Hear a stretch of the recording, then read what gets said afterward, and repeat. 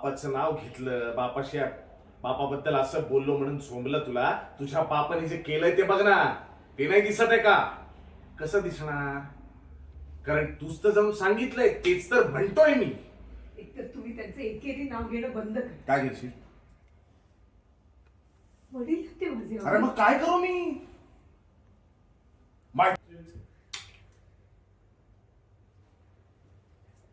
काय पुसते मग मला पुसतंय तर मला पुसू द्या ना. मला असं काय करता? मग घेतो ना पुस्तक.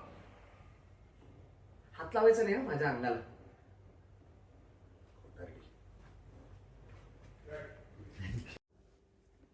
तिला सांगितलं बाहेर त्यांची संबंध तोडतो, लगेच तिने संबंध तोडले रे. एखाद्या मुलीसाठी तिचं कॉन्टॅक्ट करत होती, तिच्या बापालाच सांगत होती सगळं काही. नाही हो, मी इथे तुमचा जावई म्हणून नाही आलोय.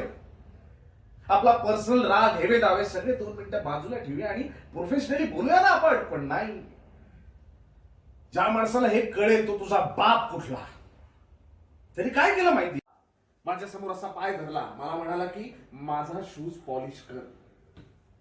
खिशातून मी माझा रुमाल काढला, खाली बसलो असा गुडघ्यावर आणि तुझ्या बापाचा शूज पुसला मी. तुला माहितीये? आणि एवढंच नाही हा, जेव्हा मी त्यांचा शूज पुसत होतो ना, त्यावेळी ऑफिस मध्ये लोक ये जा करत होते, लोक माझ्याकडे पाहत होते, हसत होते. मला लाज वाटली, स्वतःची किळस आली मला. मी थांबलं तर तुझा बाप पायाने असं केलं मला, ए पूस, हा बाप आहे तुझा. असं केलं माझ्या बाबांनी? खोटं बोलतोय मी? हो, मग तुम्ही तिकडे का थांबलात? मुळात तुम्ही तिकडे गेलातच का? त्यांच्याकडे निघून जायचं होतं ना तिकडून. आणि काय करणार?